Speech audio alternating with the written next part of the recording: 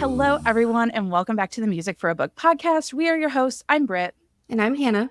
And today we are bringing you a very special episode. Yes, we have the honor of hosting the USA Today best-selling author of Love and Other Conspiracies herself, Mallory Marlowe. Welcome, Mallory. Hi, thank you guys so much for having me. I'm really excited to be here. We are so excited to have you. Do you want to tell us a little bit about yourself? I'm just so excited. Yeah, for sure. So I'm Mallory. I am an author, the author of Love and Other Conspiracies, which came out back in August. So it's still a little new, but I am a big paranormal enthusiast, which is obvious in the book. And as a day job, I write for video games. So I'm definitely very on the nerdy side, and I think that also comes through in the book. I think that's why we loved it, because we could relate for sure. Honestly. Yeah. I literally have a Ouija board planchette tattooed on me. Oh, that's awesome. I just, we're just weirdos at heart. So I feel like this is just going to work out beautifully. Yep, for sure. Definitely. So in this episode, we are going to be chatting with Mallory all about things Love and Other Conspiracies, her process, maybe a bit more about her favorite conspiracies, or just other odd happenings and what's next for her. Yes. And then if you want to hear our deep dive of Love and Other Conspiracies, Hannah and I already did a review on it and we loved it so much we had to ask her to come on the podcast. So that will already be out. So if you guys want to hear all of our thoughts, spoiler alert, we loved it. That episode is already out with our full deep dive. And then, Mallory, we'd love for you to tell us a little bit more about your book in your own words. Yeah, so Love and Other Conspiracies is a contemporary rom-com centering around a woman named Hallie, who is a producer at a tech startup media company. It's very BuzzFeed-like. And in order to save her job, because it is on the chopping block, she has to come up with a premise for a web series to compete in their company's web series competition. She just doesn't know where to start and what kind of show she wants to make. Late night, watching bad trash documentary TV, she discovers Hayden Hargrove, who is a paranormal conspiracy theorist podcaster. And she just thinks he is the answer to her prayers and he will make a great host for this show. And so in their process of creating this first season and hunting for aliens, Bigfoot, Mothman, all of the above, they also find love. Love it so much. Yes, we do. Now on our podcast, we always do a song choice for every book. And so we already chose a song. We're just going to repeat our song so you can hear ahead of time what we have chosen. But do you want to tell us one of your song choices that you have for your book? Yes. So wouldn't it be funny if they were the same? Imagine. That would be wild. So I chose two, but the first one that I picked, which I think is really, really on the nose, is a song called Cryptid Mothman in parentheses by a artist called Rat Wife. Wife is spelled with a Y.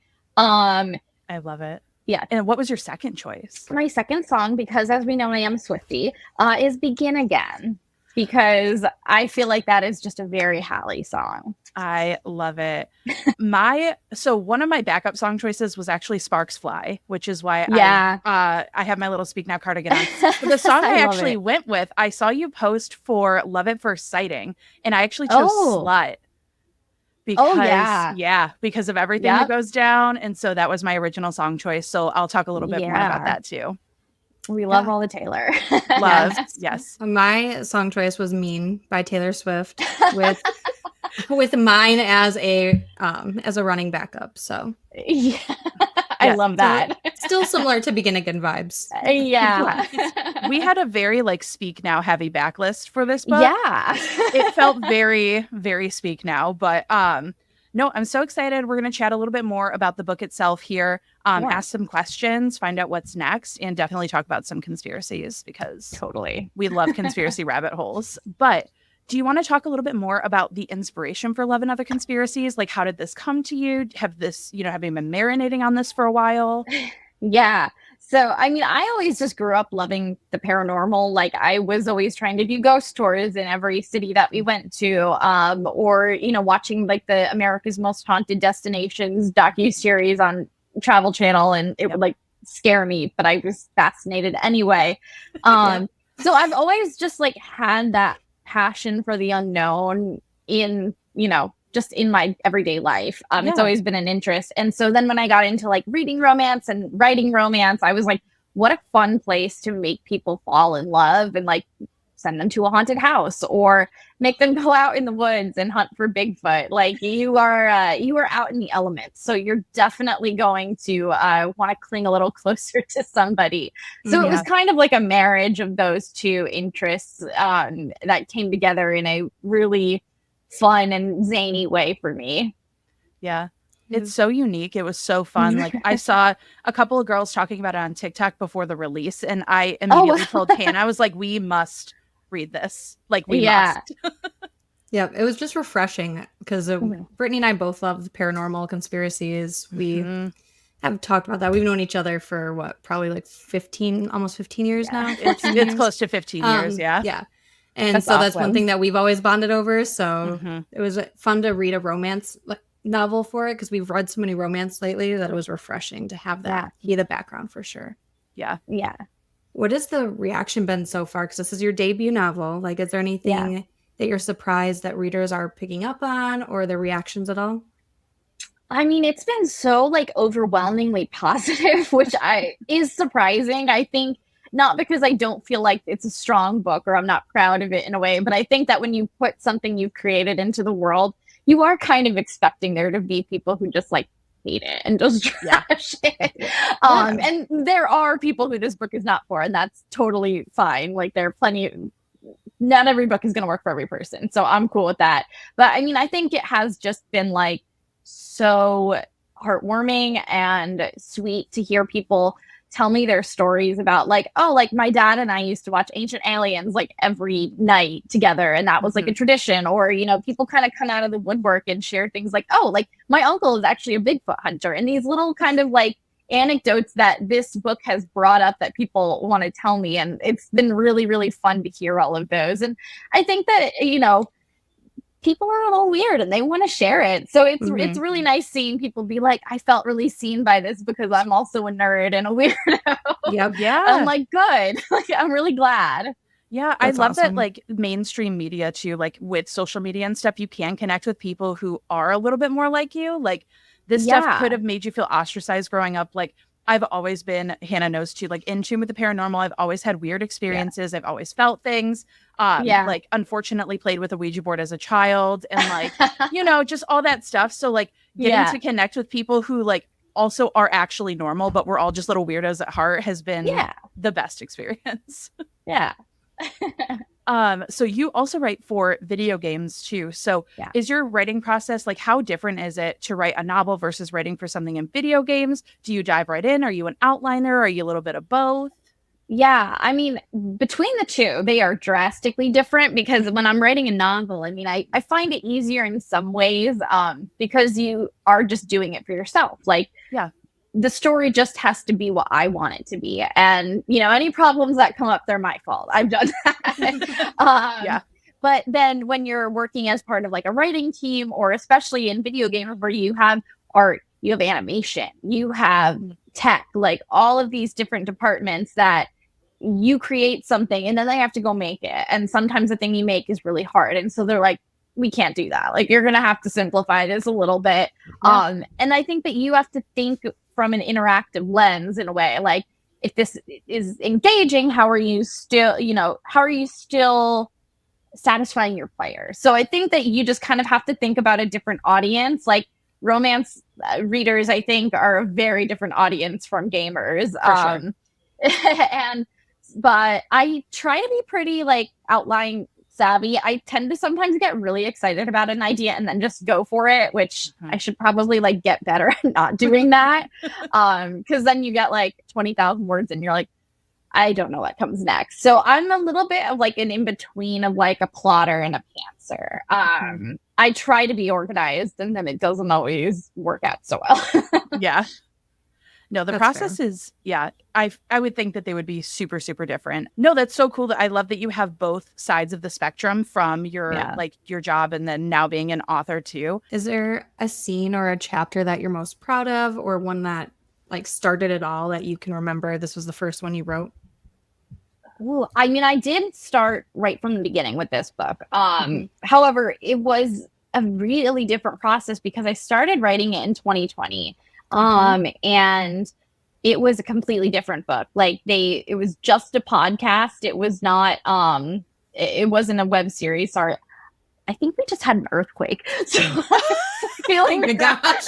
I'm in LA. I felt the ground shake and I was like, wait a minute. I'll just see if that's really good. I can start that over. So casual. Yeah, right. It was really small. We had a bigger one earlier today. And so I'm like, oh, it's probably an aftershock. Okay. When I first started writing this book in 2020, it was really different. They were just podcasters. It was set in Boston, so it was completely different.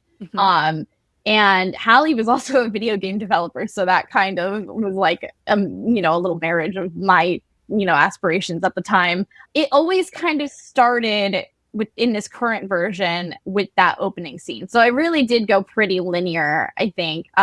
But one of the scenes that I just love the scene when he takes care of her when she's sick. That is like my catnip trope. So it was originally not in the book. And then I was just kind of doing it to build chemistry and see like, oh, this is cute. Like maybe I can get like some nuance to their characters as I'm drafting if I just write this extra scene. And then I was like, no, I really like this. We gotta get this in the book somehow. Yeah. I feel like we love that. Yeah, we talked about that during our episode. That was like one that I was like, he washed her hair. He washed her hair. Like oh, how intimate to get a man to wash your hair for you. It's so good, especially being like sick. Like oh, you're just so embarrassed, but like he just doesn't make you feel anything but like cared for. I feel like everyone needs a Hayden. Everyone needs a nerdy little conspiracy theorist. Same. If there's like a line of them, just like send one my way. Yeah. A nerdy conspiracy theorist. If I'm not keeping him for myself, I'll send him towards you. Perfect. Thank you. We'll clone him for you guys. Oh yeah, there we go. I'm sure there's some like weird, sci-fi thing we can make happen. He'd believe in it.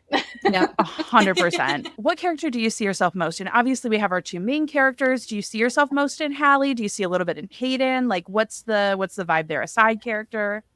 I'm a pretty even split between Hayden and Hallie, I think. I definitely have like her insecurity and her fear of being perceived, and a lot of like her relationship with Cade and overcoming that trauma came from like a job that I had. So like it was really channeling and cathartic to write her relearning her worth because I was doing the same thing at the same time. It was just not a boyfriend. It was a workplace.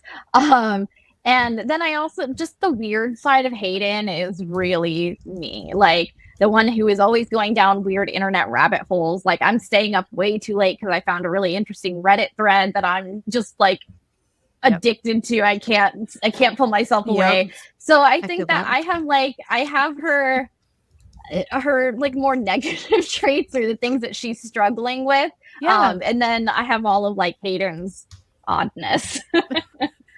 I feel like that's a good way to do it because obviously you pull a little bit from real life, like as you're writing these characters. Like you have to pull like a little bit of what you know, whether it's from you or someone else. But it's fun that it's like an even split between both MCs for you. For sure. And then, I mean, you brought up Cade, right? Yeah. So my song, spoiler, Mean, is directed towards, our boy Cade. Absolutely. But, we hated him. So good job writing him as that type of character. And you kind of mentioned how you had that like relationship in a like workplace, right? Yeah. So how did you overcome that personally? And how was that kind of written to mirror that experience for you? I mean, I think that it was when you're encountering a situation, or like for me, it was workplace where you just felt unvalued and, you question your worth and, you like, there were some things that Cade says that I had said to me. And so, but and the thing that with him that I really wanted to do is that he's insidious and he doesn't like go up to her and say you suck. Like he's doing it in a way that makes her believe it. He doesn't have to say it. He's trying to plant the seed in her head because he knows that it'll grow a lot stronger when she can fester, let the idea fester. So I think that, I feel like I wanted him to have that aspect, but also like I work in the entertainment industry, and there are so many men that are just like him. I do get some people who are like, he's cartoonishly evil, but I'm like, I wish he were cartoonishly evil. But unfortunately, there are so many people that do behave like that, and they get rewarded like he has been for so long. So it was really nice to see him get his, and really fun to write that too, and be like, this guy sucks. So he's not going to get any more rewards and press for being cool, because he's not. Yeah, I was so happy for that, because I was like, I mean, I know there's a happily ever after, it's a romance novel, but you're so immersed in it. I'm like, watch, he's going to go into that boardroom and going to keep his job, and Hallie's gone. And I was so nervous. I'm like, no, Hannah, it's a happy ending. Yeah. Yeah, we had talked about, like, in our episode, I related it to like the movie Get Out, where the police car pulls up at the end and your stomach drops, but it ends up being like the right thing that happens. The guy, it was like the that friend. Same feeling where he's in the boardroom and you're like, fuck, he's gonna do it again. Like, he's gonna make it happen. No, and I like that you pointed out the cartoonishly like evil thing, because it's, if you've never experienced it, it's very easy to say things like that don't exist. But when you've had things said to your face that are the most like vile, disgusting things, or witnessed it happen to another person, you realize that there's no limit to how gross people can be. Yeah. And like, I do think that like people in real life are like toxic partners and stuff, like they'll be worse. Like they will start cursing, they will call you like absolutely horrible names. I did want to avoid that. Like, I didn't want to, you know, get too into the name calling, but it would happen in real life. That's for sure. Now, in the course of the book, obviously, it's so much fun. There's so many like nerdy little things going on. But was there like any scene or any moment that you felt like you had to revisit a lot, you had to restructure, like that was kind of the hardest for you to piece together?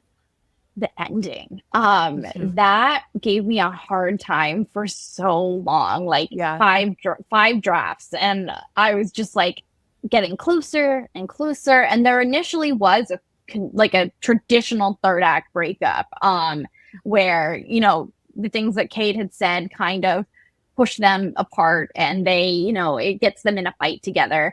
And when we went out on sub and we met with my editor at Berkeley, she was like, this book shouldn't have a third act breakup, because in how it is now, they wouldn't do that to each other. And Hayden especially wouldn't do that to her. Like, he wouldn't go for a low blow on her when she's already vulnerable. And that's not the type of relationship that they have. And so it changed from a third act breakup to a third act conflict. Like, they do have something that pushes them apart a little bit, but it's not really about them. Like, they are always okay. It's more like Hallie has to learn how to show up for herself and the things that make her happy. But man, I did that ending so many times. And I'm really happy with where it ended up. I think like that was completely the right call. So I'm really glad that she said it, because it made the book so much stronger. Yeah. And I feel like so many people hate the third act breakup. However, I think that, you know, when they're done well and you understand the characters, like it makes sense sometimes for you to like take that break apart. But totally. I mean, like, full disclosure, this truly is one of my favorite books of 2024. Like, thank you so much. Connected so deeply with like the characters, the insecurities, and like my nerdy little millennial heart. Like, there's just not a lot out there for us. And like, you created something that's so cool. So I fully, like, I believed everything that happened to the characters through. Awesome. I love that. Yeah. One of my like book annoyances, it's so minor, but is like the epilogue. Like, I hate epilogues that are like, you know, 3 years in the future, they're married and have a kid. But I loved your epilogue because my grandpa's from Scotland, so like the Loch Ness Monster is one of my favorite stories. So I love that we like took it there, and like the flip with like her believing and everything. Yeah, I thought that was like a great like happily ever after without being too cliche or anything. Good. I think it suits them. Yes, 100%. So they produce the Out There from, you know, he goes from podcast to on screen. And so it's a full blown production. So if there was one episode that you wrote in the book that you could see fully produced, come to life with a real life Hallie and Hayden, which one, what conspiracy, what vibe would you want it to be? Oh boy. Of the ones that are in the book, I think I would want to see their Queen Mary episode. Because I feel like they go a little bonkers with that one. I feel like the Area 51 episode at the end would be really fun. Also because I think that there would be a lot of joy in that moment because they've just overcome this, hardship. They know they're gonna, get another season, and the future is bright for the two of them. So I feel like they would kind of be like really at their peak performance. Where else would I want to send them? Yeah, I think those are the two big ones, but I will be thinking about that. That'll like come back to me like when I'm trying to go to sleep tonight. It's gonna like hit you out of nowhere. Yeah. I'm like, well, I can always like write the episode and do newsletter content or something. That'd be so fun. It would be really fun. That was one of my favorite parts of writing the book, was doing all the transcripts, because their banter the banter is bantering, and sometimes you have to trim it down because you're like, they can't just talk forever. They have to like do plot. Yeah. But, yeah. Yeah. And we both listened to it on audio too. So like the audio production while reading along with it. So fun. It elevated it so much because we are audiobook truthers. Like, yeah. I love when like there's sound effects and you actually get into it. So hype about that. Like I struggle with audiobooks just because like for me it's harder to focus, but I listened to this one and I'm really glad that I did, because the narrator Alex Fink did such a fantastic job bringing Hallie to life. And I love the podcast. And like when I realized for the first time that it was like the Out There theme song that like is like mentioned in the book, I was like, oh my God, that's so cool. I never thought I'd get something like that. Yeah, it brought it to life. It was really cool. Yeah. Mm-hmm. Do you have any like favorite nerdy banter lines from Hayden? Oh, I love the whole exchange during the scene at the Roosevelt Hotel where they're did that ghost just call me a bitch? And then the ghost, changes like ass. I love that scene. I just think that was like them coming into their own as characters for me. So I do love that. Or I love Hallie's the internet demands spicy ghost content is also a favorite. Yes, so good. All right, we ready to get a little weird and dive into Always. the fun? Absolutely. All right, Mallory, you start out. What's your favorite conspiracy? I love alien conspiracy theories. I'm an Aquarius, and it shows. So like it's like so funny. You would check every astrology app, and it's like Aquarius alien emoji, and that is me. It's really fitting. So I love alien conspiracy theories because there is like an alien's answer to every conspiracy theory. Like if you were to look at a list of them, at one point there's always going to be like, well, it was aliens that did it. So I think that they're so far reaching. And I also find them fascinating. And like it's something that I explored further in my second book, which I'm really excited about. But yeah, I also really like the JFK assassination theories because I think it is so crazy that it's something so public and like something that was so like history altering. And we don't really know what happened. That's pretty crazy to me. So I hope one day we find out. Yeah. I don't think we will, but I hope. Probably not. I feel like those high scale ones, like, unfortunately, we're just kind of stuck with what we have. Yeah. There's one conspiracy theory that I have that's like so... I went down so many YouTube videos. It's so you guys, it's so dumb. It's so dumb. But it's the Chuck E. Cheese pizza conspiracy theory. Oh yeah. Yep. It is so stupid. But do you know how many videos I watched of people like going to different Chuck E. Cheeses and watching their pizzas be like pre-put together? Mismatched. Yeah. That is just, one of those. And then also it's again another like super off the wall one, but I did get really deep in the Ted Cruz is the Zodiac killer conspiracy theory.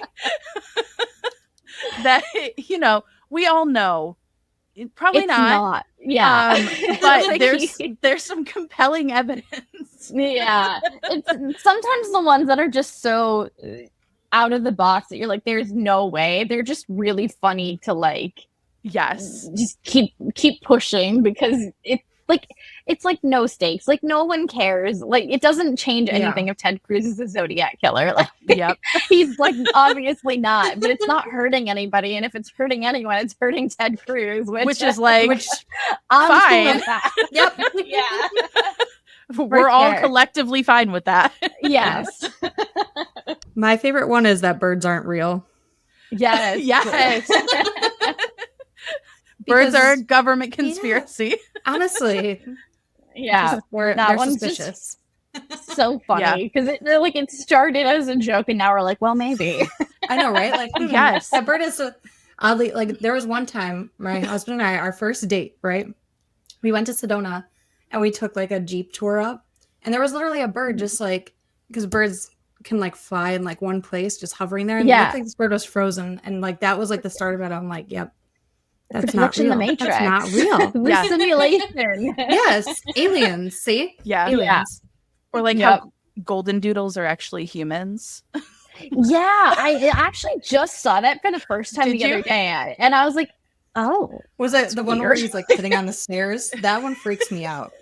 There's like a girl sitting on the stairs, just like properly. I'm like, I do love I love a good rabbit hole about something insane.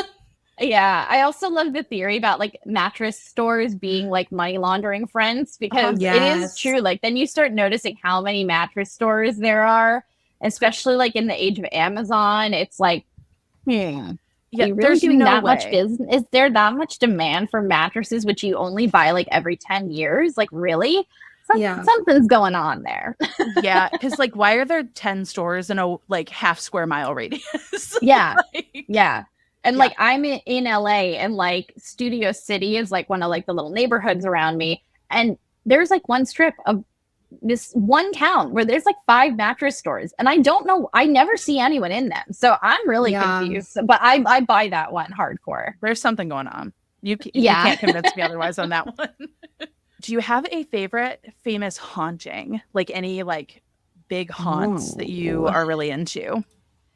I really love the Queen Mary. That there was a very good reason why I picked that place, because it's just cool. It's also a fun setting, like just boat. And I've been there. I went there for like my birthday a couple of years ago. And it does have a weird vibe to it. Like it feels a little off. I really enjoyed that. I went to college in Boston, and I mean that is a haunted city, so everything there is like very eerie. Like our college theater had like a ghost in it, and so like people didn't like to work late nights there because they'd hear the seats flipping up and stuff. So I love a good haunted Boston experience. Love that. I know Hannah and I talked about the Winchester House. That's like a one that we both vibe with. One for me is always the Lizzie Borden story in the Lizzie Borden house. That one has stuck with me forever and ever. I just think like there's no way that like there's not some weird energy up in that place. Oh, totally. I mean, like I really want to go there eventually. There was a scene in like an old version when this book was set in Boston where they did go to the Lizzie Borden house. So that would be a really fun place to send them for like an extra bonus content. Yeah. There's a place by us. It's actually called Eloise Asylum. It's one of the most supposedly haunted places in Michigan. And I've done like they have a haunted house there now, but I've done an escape room there. Like they have an escape room, and it's literally called Escape the Asylum. And like halfway through, I looked at my group and I was like, do we think this is offending the ghosts? Like I'm busting down like a padded room, and I'm like taking down like an evil mad scientist. And I'm like, I feel like I might take something home with me if I'm not careful. You're like it's all an elaborate ploy. Yes. Yeah, if I get an attachment, at least I had fun. Exactly. Like we did escape, but I was terrified. That's so much fun. Did you have any like favorite paranormal shows growing up? We loved that Hayden had this like, date with Zach. Beef, yeah. And I love that you like apologized in the acknowledgements. I was like, all right. Yeah, I love Ghost Adventures. It's just like it's sometimes actually really scary, but then like a lot of the time it is really funny because they're just like very weird people. I remember watching, there was a show on Discovery Kids called Mystery Hunters, and it was like for kids specifically, but they had like these two teenagers go out and investigate all these different haunted places, or like that was where I first learned about Mothman. And some of those episodes really scared me, and that was like very impressionable on me when I was like 10. So I kind of blame Mystery Hunters for getting me really into the paranormal TV shows. Yeah. I was a Ghost Adventures, Ghost Hunters girl. Like that was my Yep. my combo. Grew up watching Charmed. I fully believed that I was Piper Halliwell. Like I believed with my whole chest that was it. And also another one too, because we're gonna chat a little bit about Love at First Sighting too. But you posted about Fringe, like Fringe vibes. No one that I know has ever watched Fringe, and it's one of my favorite shows to ever exist. Like, so good. It's a good one. It's an oldie but a goodie. Yeah, I'm trying to think if there are any like better scripted shows that I'm like, I loved Ghost Whisperer as a kid. Like I would watch that every Friday night with my mom, and I was like, oh my god, she can talk to ghosts. This is so cool. Yep. Or like the dramatic reenactments on like I think the show is just called Haunting, or like or a ghost ruined my life, and it's like the worst like SFX makeup you've ever seen, and just like your like sleep paralysis demon come to life in like a corner just staring at you. Yeah, I know. All those would like freak me out, but I could watch them in the daylight. And if it was night, I'd be like, nope, I'm not watching it. I'm such a baby, but I love these things too. But Ghost Adventures was my jam growing up. I love that. Yeah, I just like seeing where they would put Aaron next. Like, oh my god, where are they mean to poor Aaron? Don't have you guys. Like I would. This is the worst. Yeah, like this is the worst location in the whole haunted asylum, and we're gonna send Aaron in. Yeah, of course. Yes. Poor guy. Awful. So we talked about your favorite conspiracies, aliens. So you've announced your next book, right? Which is Love at First Sighting. We got a little sneak peek at the end of this book. What can you tell us about it? What can we look forward to? So I like to describe this book as like the X-Files if Alexis Rose from Schitt's Creek and Fred from Scooby-Doo were Scully and Mulder, respectively. Because it really is two weirdos who are very well not equipped to solve a mystery, solving a mystery. It does have like an action adventure element to it. It gives, I think, like an episode of the X-Files, not just in the dynamic. Like I think Love and Other Conspiracies, it's really like the skeptic and believer dynamic. This one, you're like in the episode investigating like what's going on. And I got to like touch on like one of my favorite eras of like, I'm fascinated by like the 1940s, 50s Cold War alien boom that like was happening. So I got to like really dive into that era and do a lot of research and like evoke those vibes, the 1950s vibes in a contemporary romance. It's really zany and weird. I hope people like it, but it's like some of the most fun I've ever had writing a book. Yeah, I mean, I can tell you right now, Alexis Rose from Schitt's Creek, I'm sold. Go no further. I'm literally sold. Add Fred from Scooby-Doo. I think you've created my dream book. Like, yes. You have fans already right here. We will sold us. We'll read it. We'll love it. I promise. Yeah, that should be out next summer. I've seen the cover. It's gorgeous. So I really can't wait to like share that. Hopefully soon. But yeah, I can't wait to like reveal what the actual book is about because I'm kind of like keeping it close to my chest for now. And I'm like, I feel like I'm confusing people. They're like, what kind of book is this? No, it's exciting. No, from the excerpt and that, like, I'm good. I you know all like that I'm I need sold. to see. Yes. Yep.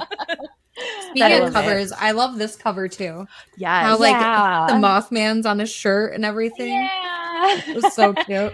They nailed it. They just did such a great job. Like it was like they went into my brain and just like took the idea out and made it. It was amazing how close they got to like my vision. Yeah.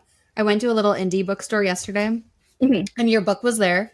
And so I like moved it out like this. But I was like, you're like, I'm not reorganizing. It's fine. Don't mind me. No, I'm just rotating. Just moving this out a little. Perfect. So now that we've chatted all about Love and Other Conspiracies, what's coming up next? We can go back to our songs and talk a little bit about how they relate to Love and Other Conspiracies. You can pick out a lyric or two, as much as you want, as little as you want, whatever the vibe is. So I brought 2 songs to class today, and I printed out the lyrics. They're right in front of me because I knew I would forget them. Yes. The first one is a song called Cryptid Mothman, in parentheses, by an artist named Ratwife. And this song is just such a fun little indie acoustic bop. And it really is all about being insecure in yourself and thinking about how much easier your life would be if you were Bigfoot or Mothman. There's literally a lyric that's like, maybe I want to be a cryptid, maybe I don't want to exist in this world. When everyone's comments turn into scars, when everyone's lies say, be who you are, what if I want to be a cryptid? What if my ideal body is Bigfoot's? So I think that it relates a lot to Hayden mostly, but also a little bit Hallie, because we do deal with her being afraid to be seen. And, he's dealt with kind of pulling away and becoming really isolated after his father's death. And he struggles to put himself out there too. And so I think that it's a really apt metaphor of like, it would be so much easier to just pull away and be this hidden, scary creature instead of having to like face up to things. It also has like just the wonderful lyric of lately I've been putting the cry in cryptid, and that is art right there. That's amazing. It was like one of the first songs that I like discovered as I was making the playlist for Love and Other Conspiracies, and I was like, this is just so them. This is perfect. But it's a really fun song, especially if you're like in like a spooky season playlist kind of vibe. It fits great on your little like indie fall playlist. Yeah, I'm excited to listen. Yeah, it's a good one. And then my second one is Begin Again by Taylor Swift. I am a massive Swiftie, as we discussed earlier. But this song is really very Hallie to me, and it always has been. I think that when I listen to this song, it feels very much so like a release, like you're letting out an exhale because finally you found somebody who sees these little things about you, like, you think I'm fine because he never did, or he noticed it, he pulls the chair out and does these little things for her that kind of make you be like, oh, there is something, like love is worth it, and I should be okay pursuing it again and healing, and putting those negative people who really made you doubt yourself behind you. So I feel like that Begin Again is really like how Hallie feels when I think she starts to fall for Hayden, and it always makes me think of them very fondly whenever it comes on. Oh, I love that. Begin Again is such a good, like, breath of fresh air kind of song. Mm-hmm. Yeah, it feels like relieving in a way. It's amazing how she just evokes those really clear feelings in her songs, and you're like, I feel the way that she wanted me to. That's awesome. Yeah. Yeah, I saw someone say on TikTok the other day, because again, I'm just, doom scrolling always, but they said that Taylor writes very specific things that make you feel universal emotions. Yes. Yeah. Whereas a lot of artists write about very specific emotions that you like, you can maybe relate to a specific situation. Yeah. Hers is like, I've never walked into a cafe on a Wednesday and watched it begin again, but I believe, I feel. Yeah. I understand. Totally. Yeah. And I think like her imagery is so powerful. Like I always think about like the dancing in the kitchen in the refrigerator light from All Too Well. And it's like, have I ever done that? No, I haven't. But I still know what that feeling would be like when you're with somebody that you care about and you're just having this silly, joyful moment. Like she's just so good at that. Yeah. So good at it. I love that. She is. Yeah. Of course, we both picked Taylor songs naturally. Yeah. I had picked Slut because honestly, Hallie and Hayden blow up online and Cade does everything in his power to ruin their reputation. And specifically, a couple of the lines were love thorns all over this rose. I'll pay the price. You won't. Where Hallie's talking to Hayden and being like, women will always get judged differently than men. You have like as much as you believe in me and I trust you, your life will always be easier than mine. But the song is about her saying like, they might as well be looking at us now. Yeah. You know, basically, like, screw it. Like, if they're going to call me a slut, if they're going to call me these things, I'm not going to let the love that I have for you go away. In the bridge, it's send the code, he's waiting there. The sticks and stones they throw froze midair. And I break down, and then he's pulling me in a world of boys. He's a gentleman. Yeah. And it just feels like the embodiment of Hallie realizing, like, people will talk regardless of what's happening. Yeah. And Hayden always being that ongoing, like, rock support system. Mhm. And her grappling with the idea that they're going to call me a slut. They're going to call me all of these names. But at the end of the day, like, I found something that's worth, being drunk in love over. It's something that's worth it to me. And that's the line too. Like, it might be worth it for once. Yeah. So that's why I ended up picking Slut. Once I listened to it, I was like, I feel like I have to. Like, it fit perfectly for me. I love that song. It's the Vault, 1989 Vault hits. We got over it too quickly. We moved on too fast. I know, we did. I didn't have enough time. I'm still there. Yes. I'm right where you left me. I was going to say, help, I'm still at the restaurant. On the set, I'm still at the restaurant too. I did pick Begin Again for another book, but I feel like if I didn't, I probably would have picked it for this one. But I picked Mean as my main song because it just felt like, with the big conflict and everything, just her reclaiming, her power back, right? Like, hey, someday I'm going to be living in a big old city, but all you're going to be is mean. Like, just that whole, mood of the song is just like, yep. Yeah. When she finally realizes that.